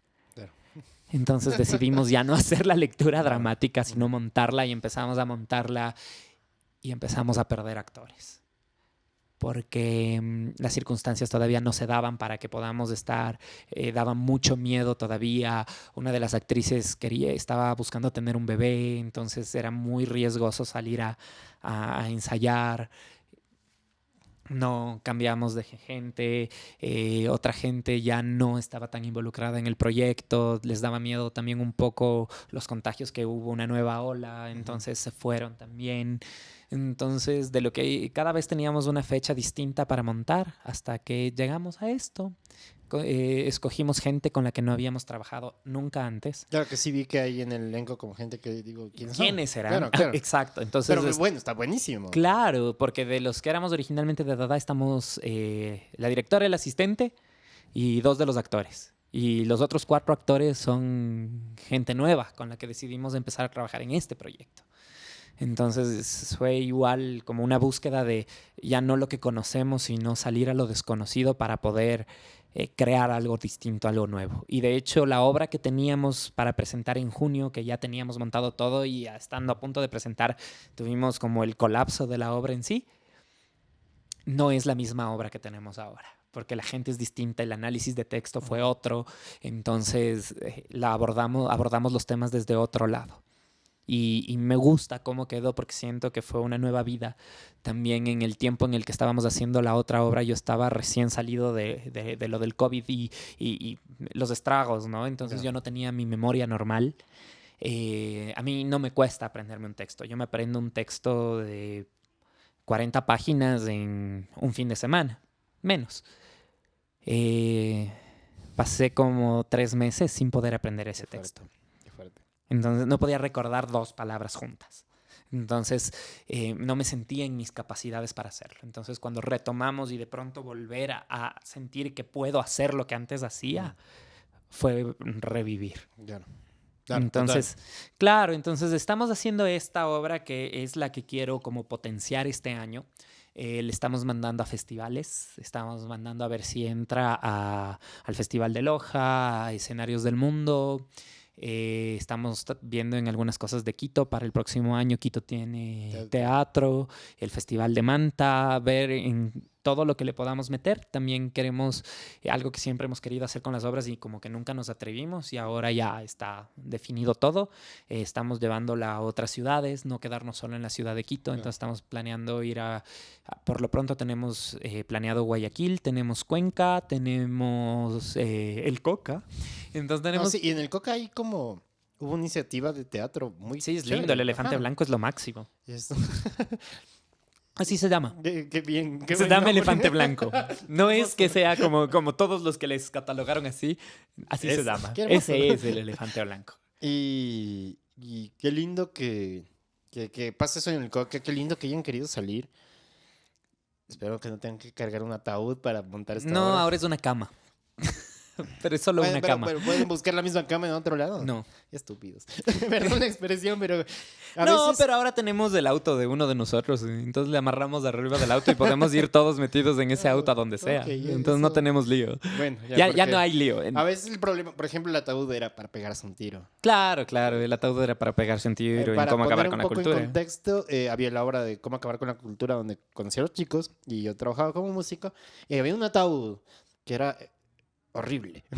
Era horrible ese bendito Era ataúd. horrible, era lindo. Era horrible. Era un ese ataúd de metal que pesaba más que toda la obra juntos. ¿no? Claro, entonces saber que llevábamos Cómo acabar con la cultura a algún lado era horrible. No me hubiera imaginado eso saliendo de la ciudad, por ejemplo. Sí, muy difícil. No, muy, muy difícil. No, sí, esa no estuvo planeada para eso. No, y estuvo linda. Entonces pienso que, en cambio, la antítesis de eso es, por favor, por favor, por favor, que era vestuario 3 cadenas. Claro, y eso era metido en una maleta. Que Claro, lo llevábamos a todos entonces, lados. Como o muy fácil o muy difícil. Ahora tiene una cama, creo que está en el punto medio. Claro, sí, y no es una cama muy grande. Ya. Y en la cama pasa todo, sino que en esa cama le tenemos puesto algunas cosas porque se transforma. Ah, La ok. cama es la cama de Sofía y en el sueño esa cama se convierte en un barco, se convierte en la noche, Qué se lindo. convierte en varias cosas. Qué lindo que tenga como formas. Claro, entonces es eso, ¿no? Eso es Bueno, una... igual pasaba lo con el ataúd, ¿no? Claro, es igual que Claro. con el ataúd. El ataúd se transformaba en todo, solo que el ataúd era un armatoste que ya de por sí era demasiado grande.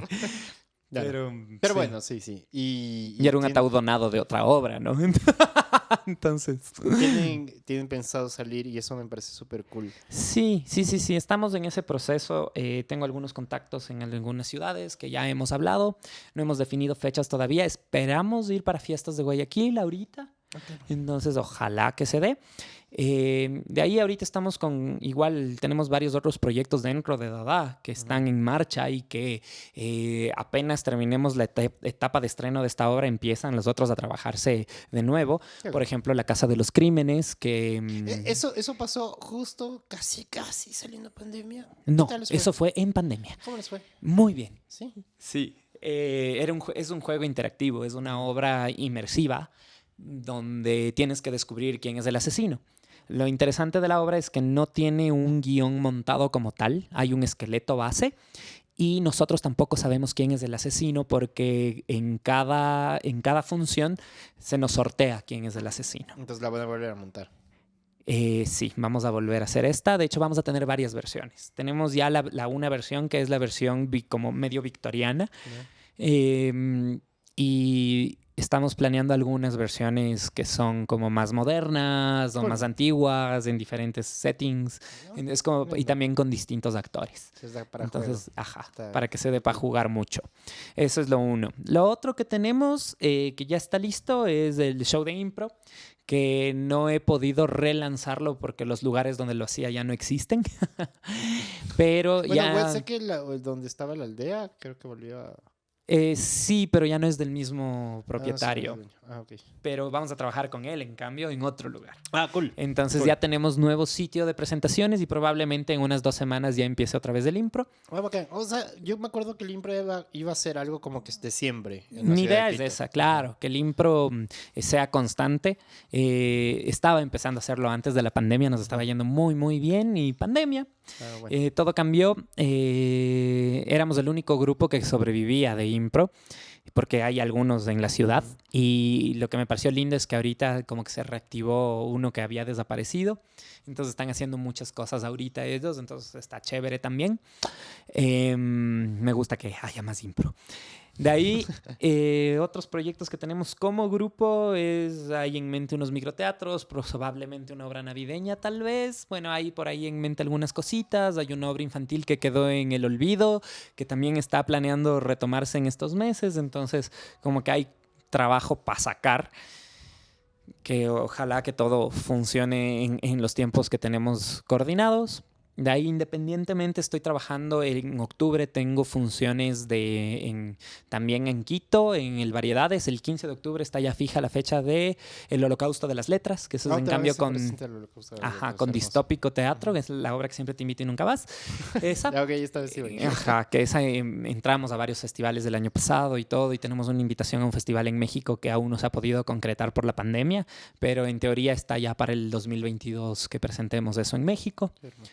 Con todo pagado, lo cual está Qué maravilloso. hermoso, como debería ser. Exactamente. Sí, sí. Entonces, de eso está pendiente el Holocausto y probablemente nos presentemos también en Ibarra, Manta y Guayaquil, si es que todo pega. Qué lindo. Ajá.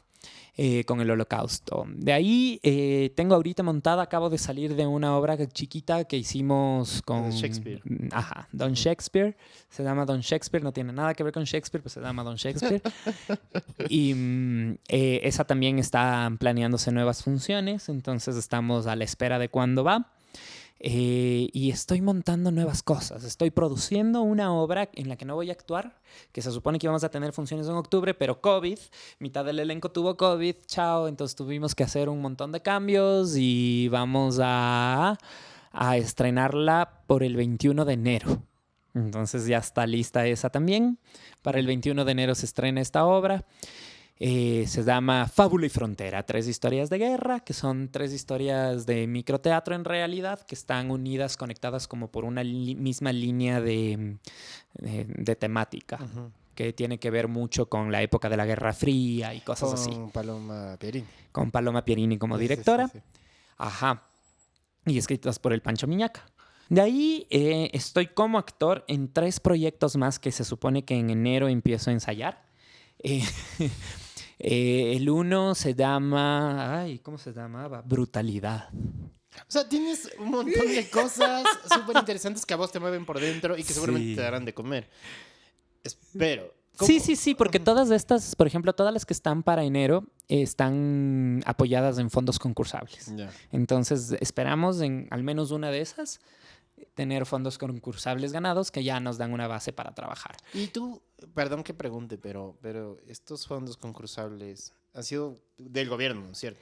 No todos. Por ejemplo, los festivales que son nacionales sí son fondos concursables del gobierno, pero por ejemplo los que estoy ahorita aplicando son Iberescena, que son fondos internacionales. Claro, los de Iberescena, sí, claro. Claro, entonces esos no vienen de acá.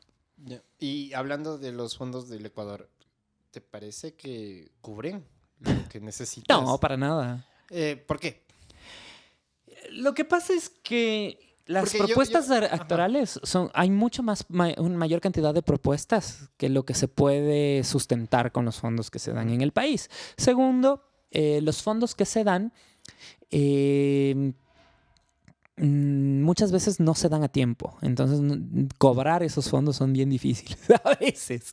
Al menos hubo un liazo hace unos 2 años antes, justo antes de la pandemia, y no les pagaron. Claro, sí, nunca se entregaron esos fondos. Claro. Entonces, fue bastante difícil de conseguir. Entonces, tú cuentas con eso para armar, gastas de tu dinero y luego no recuperas esa inversión porque no te dieron los fondos que te prometieron. Okay. También, por ejemplo, en unos fondos que ganamos el anterior de Loja, el festival en ese tiempo yo estuve ya en el Festival de Loja con otra obra que se llamaba El Bufón y su Rey, y el ministerio nos obligaba a contratar un productor, que era el mismo productor para todos los proyectos. Y este productor se quedaba con un porcentaje de los fondos de cada proyecto. Entonces era como... Son cosas que no están en el papel. No están en el papel porque, por ejemplo, lo último que pasó con los fondos del IPSI, y con el más debido respeto a la gente que haya ganado los fondos del IPSI, aplicando te das cuenta de que tienen como en reglamentos ciertas cosas que pueden ser tomadas muy, muy mal. Entonces, como, a ver, te damos $5,000 para hacer 2 temas Sí, 2 temas, como músico. 2 temas y un video musical para uno de los temas. Tenías el chance de llamar hasta 10 músicos para esos 2 temas. Ujú. Y tenías que contratar, aparte de ¿cómo se llama? De tú de ser compositor, o eras compositor o eras gestor del proyecto. Entonces, como que se iban dividiendo los fondos. Pero claro, ese gestor de proyecto podía ser el mismo para 10. Ujú. Podía ser.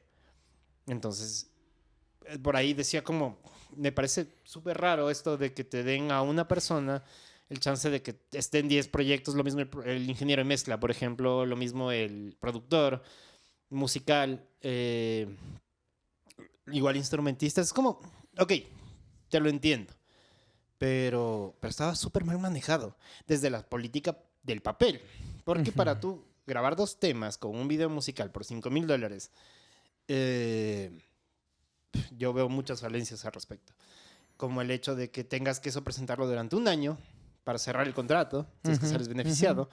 Entonces te están obligando a trabajar para el Estado por 2 temas y un video durante un año con las personas que has dicho que tienes que firmar todo el proceso burocrático que toca hacer Ujú. por $5,000. Es como demasiado mal fundamentado. Sí, sí, sí. Siento que las personas que elaboran estos proyectos no son quizá las adecuadas y no tienen nociones claras de cómo deben De hecho, yo ejecutarlos. creo que tienen nociones más claras de lo que nosotros podemos percibir. Porque es una cuestión de, yo me garantizo el trabajo de un año porque estoy siguiendo estos proyectos.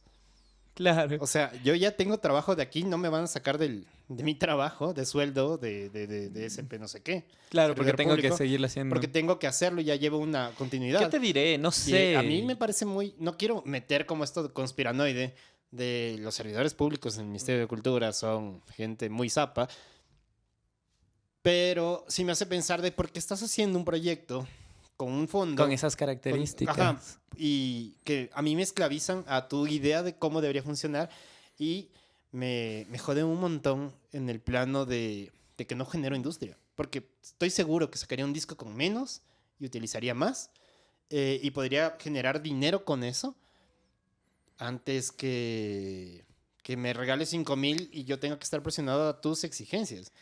Bueno, en defensa un poco de lo Sí, que sí, por de favor. eso, porque conocí un par de gente que trabajaba ahí adentro. Entonces, sí, lo que te dicen es en muchas de las cosas que tienen derechos de distribución, por ejemplo, durante un año. O derechos Ujú. de Sí, hacer sí. esto durante tanto tiempo, pero que normalmente no lo ocupan, que Ujú, es claro. para ocuparlo dentro de las mismas cosas del gobierno, ocupar en producciones de la Casa de la Cultura, papá, papá, papá. Entonces esa es como un poco la excusa del por qué ponen plazos así de grandes, del por qué se quedan con los derechos, o sea, compartes, porque no se quedan, compartes los derechos de tus cosas y por eso tú amplías así como podría darse a entender algo como esto que tú Ujú. dices. Pero sí, o sea, es un poco esa la excusa que dicen. Es simplemente para poder ocupar y poder nosotros desde el ministerio poder mostrar el videoclip y mostrar el trabajo que se hace, bla, bla, bla, bla, bla, bla, bla, bla. Entonces ellos tienen como el sentido del por qué ponen estas cláusulas raras eh, en, en... ¿Cómo decir esto? En los estatutos para ver si participas. No, igual ellos son los que ganan el Claro, dinero, claro. claro, ellos son los que se quedan con este tipo de cosas. Pero, por ejemplo, lo que me pasó a mí fue algo súper raro, porque ni siquiera era alguien del gobierno. Ellos hacían un concurso para ver quién era este productor que se quedaba Ujú. con como el 10 o 15% de todos los proyectos que ganaron para lo de Loja Ok. Ok, fuerte. Eso hace 2 años. hace un año. Ya, justo, ya, ok. Entonces fue una cosa así súper rara. Entonces hay que... hay muchas cosas que sanear en este tipo de convocatorias nacionales. Ujú. También, por ejemplo, tú ves ganar siempre a los mismos y dices, bueno, es que son quienes saben armar los proyectos. En parte sí, Sí. pero en otra parte, muchos de los proyectos califican trayectoria. Que suena bonito porque es claro, quien tiene más trayectoria le vamos a calificar porque ha hecho tales y tales cosas, pero en realidad no. Calificar trayectoria es calificar el nombre de tal persona que es conocida, que es famoso. Claro. Entonces, a esta persona su proyecto le vamos a contar.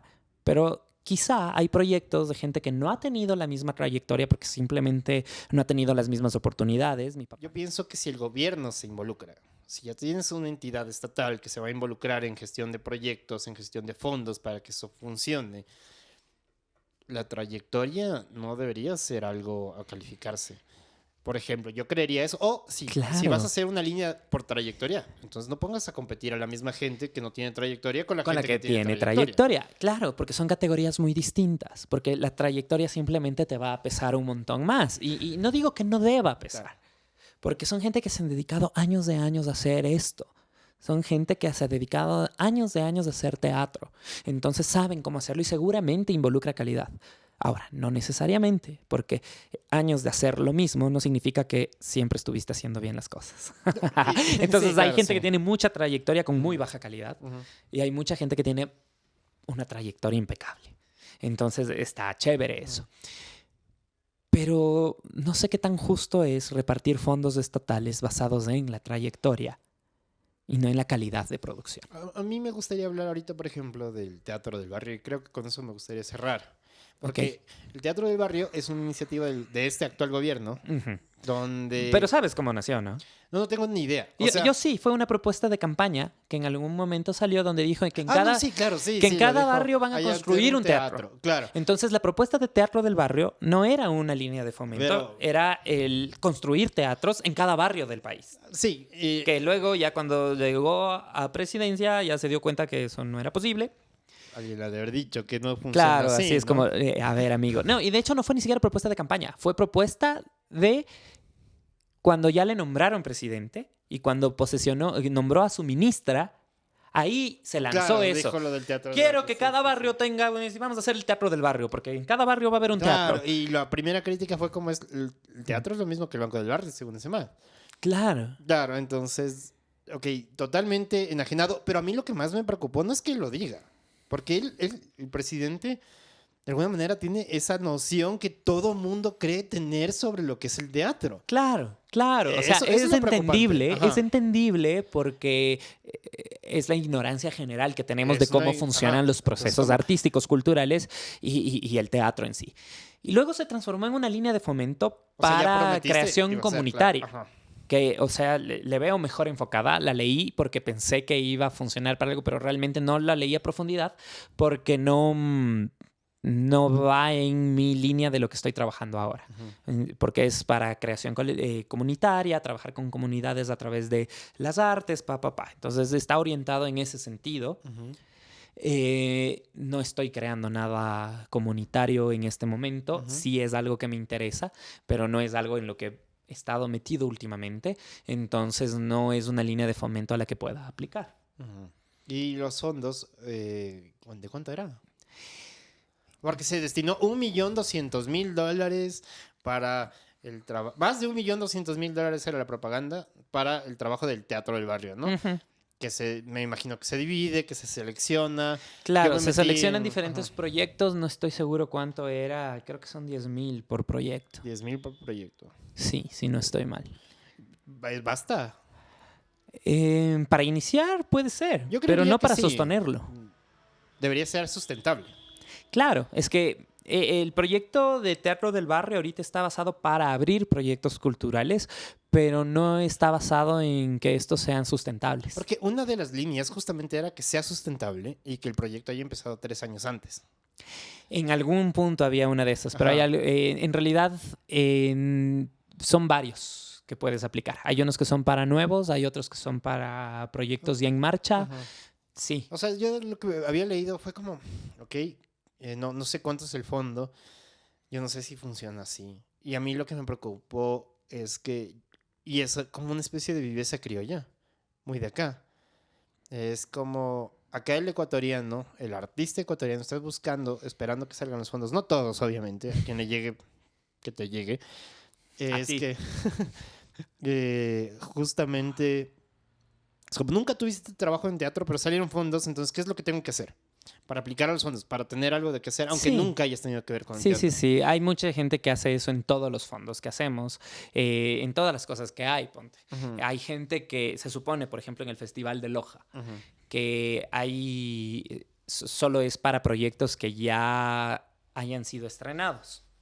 Se supone que es para proyectos que ya tengan como su mini trayectoria, hayan tenido un par de funciones al menos y lo que sea. Pero siempre hay gente que lee las bases del proyecto, de lo que es, y arma algo que sea similar a las bases de lo que se va a calificar en el de Loja, para ese momento armar, presentar, hacer como que tuvieron una función y lanzarlo. Normalmente no ganan esos proyectos porque se nota la improvisación, pero hay quien lo hace. Entonces sí, hay maneras como de sacarle ventaja a todos estos proyectos.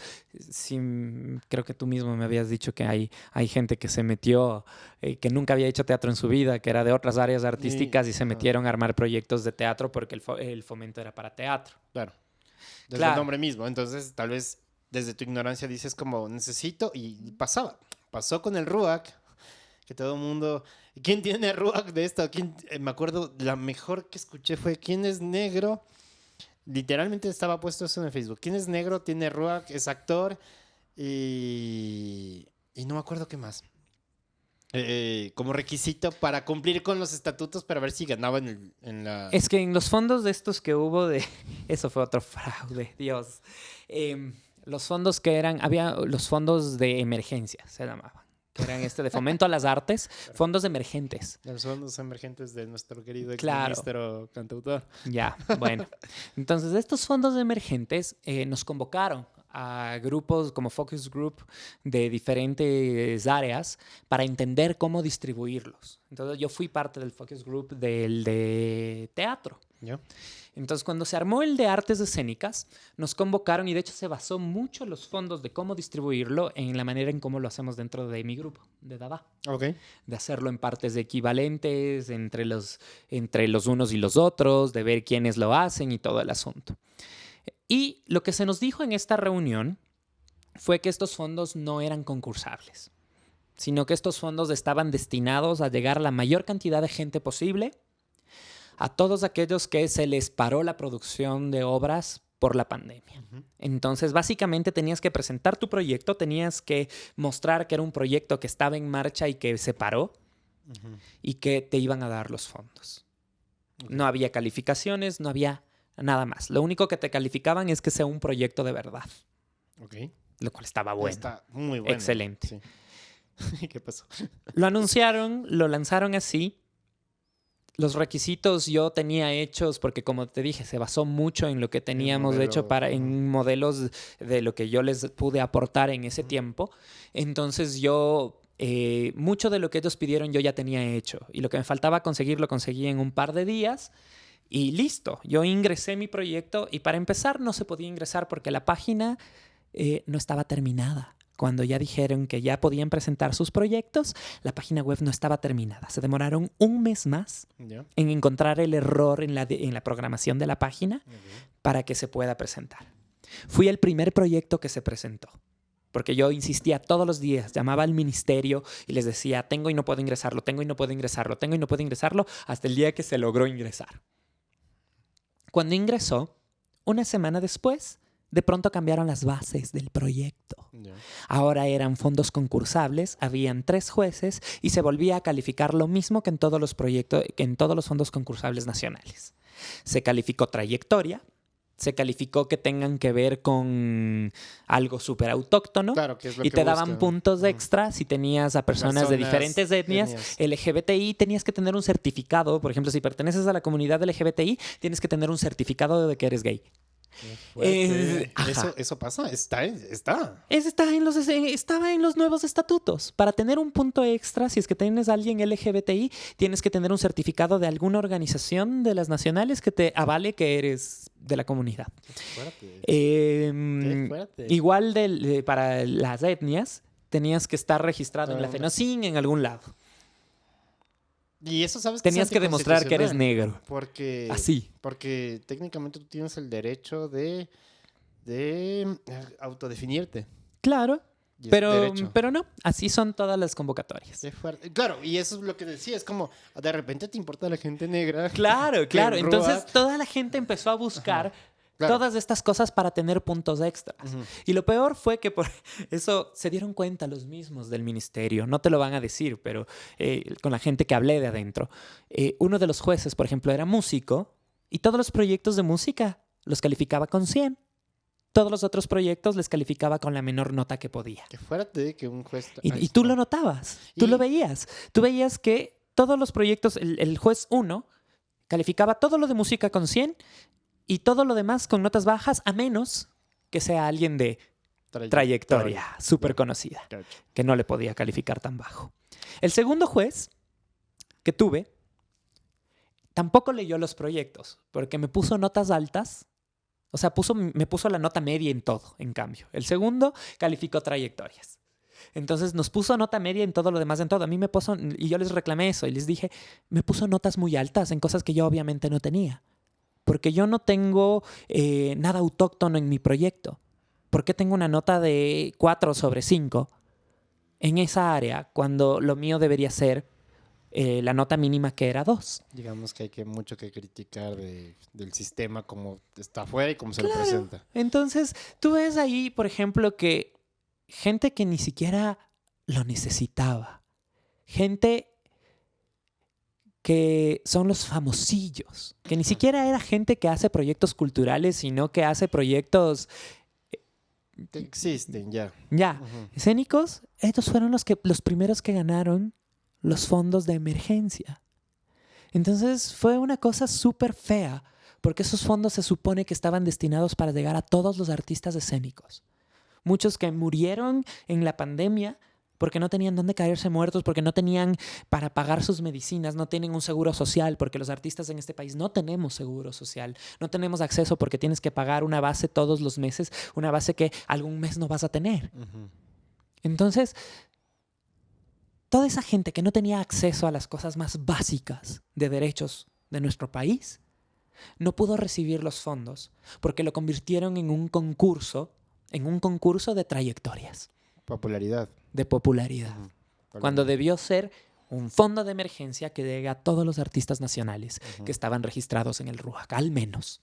Sí, lastimosamente es así en nuestro país y tendremos que hacer algo para que cambie. Yo sí creo que justamente el hecho de este podcast, yo quería llevarlo a este tema justamente, que salga de alguien que ha estado como muy metido en el trabajo, porque a mí me preocupa eso.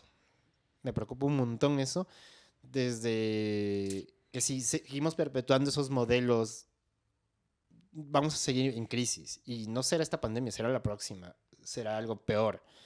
Y estamos condenados a morir. Esperemos que no. Yo no quiero ser negativo, me explico. Pero estos modelos no permiten un desarrollo.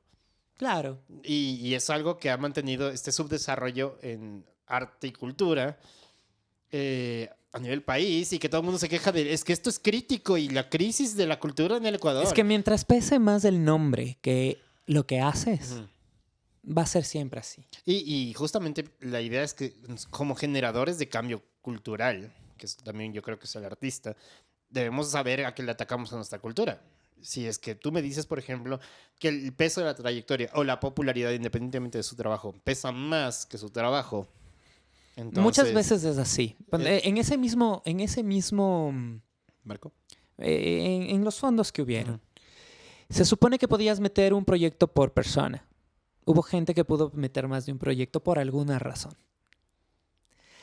Los espacios culturales podían meter proyectos. Yo metí un segundo proyecto cuando me negaron el primero, que ahí sí podías meter otro.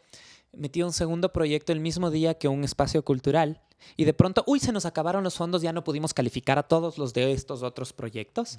Pero ese que entró el mismo día que yo, ese sí lograron calificar, a pesar de que habían muchos otros proyectos antes y a ese le dieron fondos. ¿Por qué? Porque tenía nombre. Tenía la trayectoria. Entonces es como esta balanza que está desequilibrada desde donde debería proveerse la justicia para el acceso a todas estas cosas a los demás. Es lo que nos mantiene en esta lucha por producir más. Si seguimos dándole ayudas a las personas que solo por su nombre lo han recibido. Y muchas de ellas se lo merecen porque tienen un trabajo excelente, pero sería maravilloso que se califique ese trabajo y no su nombre. Ujú. Y sería aún más respetable si se les calificara ese trabajo y no su nombre. Muchos de los que han ganado estos fondos, yo creo que se los merecen porque su trabajo lo vale. Pero no están compitiendo, no es una competencia justa. Ujú. Porque su nombre ya les permite ganar y no lo que hacen. Y bueno, ya para ir cerrando, David, porque Yes. de por sí está larguito, Yes. pero es muy bacán la gente que ha llegado hasta este punto, que chévere que ha llegado. Si quisieras dejar como un mensaje final, me gustaría hacer una ¿Mensaje segunda de parte qué? algún rato. ¿Mensaje de qué? Pero entiéndese que esto también lo va a escuchar alguien en algún momento de su vida, no necesariamente en un tiempo específico, para no decir como, y tienes que ir a mi obra de teatro, tal vez ya pasó, tal vez hay nueva obra de teatro en ese momento. Irán a verme, si es que aún existo. Si no me he muerto, váyanme a ver ya. Claro. No, ¿Qué quisieras como dejar, no sé, lo que tú quieras? ¿qué te digo? Que hay que seguir en la búsqueda de plantearnos quiénes somos, de cuál es nuestra identidad como cultura, como ecuatorianos, como latinos, como mestizos, como lo que sea que nos identifiquemos. Pero empezar a identificarnos y permitirnos el relacionarnos con los creadores que están alrededor nuestro. Creo que eso es lo más importante, permitirnos explorar nuevas cosas, permitirnos que esta cultura cambiante que está a nuestro alrededor nos impacte y nos permita entender quiénes somos y poder mostrarlo a otros a través de la cultura. Belleza. ¿Por dónde te podemos seguir en redes? Hijo. Ya, me pueden seguir en Facebook buscándome como David Alejandro Novoa Jaramillo. El único. El único e irrepetible. No. Pero tengo mi nombre completo porque hay muchos. Mi nombre es muy común. Entonces le pongo completo para que me puedan ver quién soy. Y si no, en Instagram, en @David_A_Novoa_J, que es mi nombre artístico. Y del trabajo, El colectivo. es el colectivo. Nuestro colectivo Dada o Nada lo pueden buscar en @Dada o Nada en Instagram, y en realidad es Dada o Nada, pero nadie lo dice así que ya me harté de corregirles.